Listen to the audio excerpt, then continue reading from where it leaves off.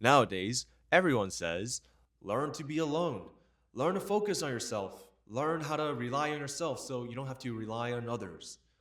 But just how lonely is too lonely? Now that being alone is just as trendy as the new ice bucket challenge, I had to question myself. Am I being simply independent or am I isolating myself too much? I am someone of anxiety and attachment, and I've always felt like I've relied on other people too much. So I wanted to become self reliant now that I'm graduating college, and I've heard from people around me that college or post college is going to be lonelier than ever. So I should learn how to survive now before I get sent into this apocalyptic wasteland that is our current political and economic climate. And so I subjected myself to a lot more alone time.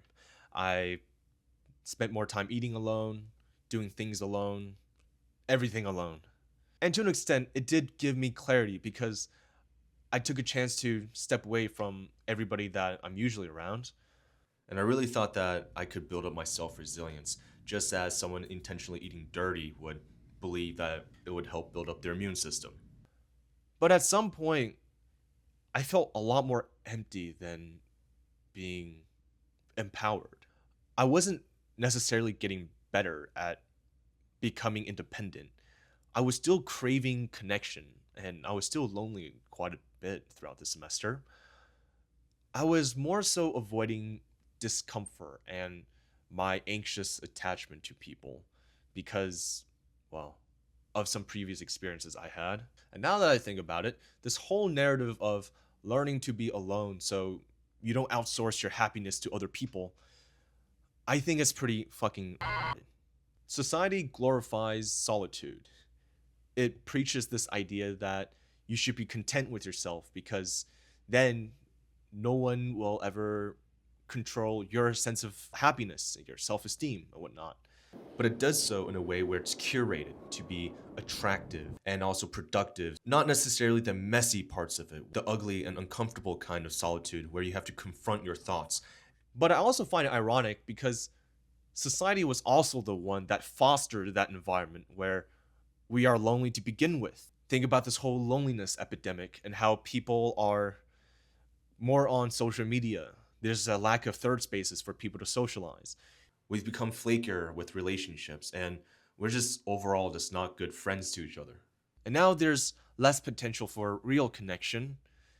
Being alone is trendy.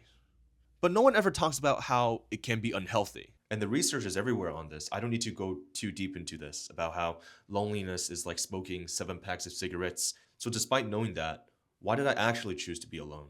And so, sometimes being hyper independent is more of a defense mechanism or a way for me to just stay in my comfort zone of pain because humans are surprisingly very good at that, no matter how painful that comfort zone is, rather than finding opportunities to look for connection, but also being okay with not having it. I always try to remind myself that I'm not trying to become a Shaolin monk. I'm not trying to spend my days in solitude because I'm still in my young 20s. I'm still experiencing the world. What reason is there for me to be alone when a lot of my ambitions and a lot of my passion projects require collaboration and people to not only provide me with that social and emotional support, but also to get this shit done. Like thousands of years of civilization, we can't get here without human collaboration. In other words, you need solitude to grow, but you need connections to thrive. The goal isn't to never rely on people, but it's to choose who you rely on. And not everyone is compatible with you, and that's fine. You don't want to seek out connections out of feeling lonely. You want to seek out the connections that are reciprocated, those where you and the other person are aligned in terms of interest and passion, and you guys energize each other. Those connections are the ones that you should be looking for. And it's like with everything in life, it's a very delicate balance. You have to be able to spend enough time alone that you're able to understand yourself, to know who you are, and to know what you stand for. But you also have to spend enough time with people. Look at the Harvard study. The biggest indicator of success and satisfaction was relationships. And I don't think we can get a lot of stuff done if we don't have those connections with us. And now, so the question is, just how lonely should you be? You should be alone enough so that you can build yourself, but you should connect enough that you don't forget that you're human. And we're not meant to do life entirely on solo. Life is a co op video game.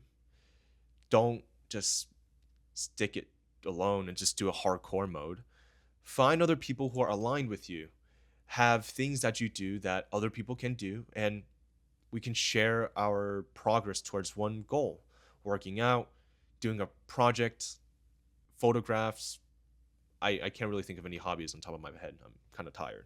So now that I'm not forcing myself to just stay alone, and I'm diagnosing and recalibrating myself to figure out just where I am on that spectrum, I'm also very curious to hear about what you guys think about the right degree of being alone is, and to hear about your experiences and how you guys go about it now that we live in an era where being alone is a trend. The fuck.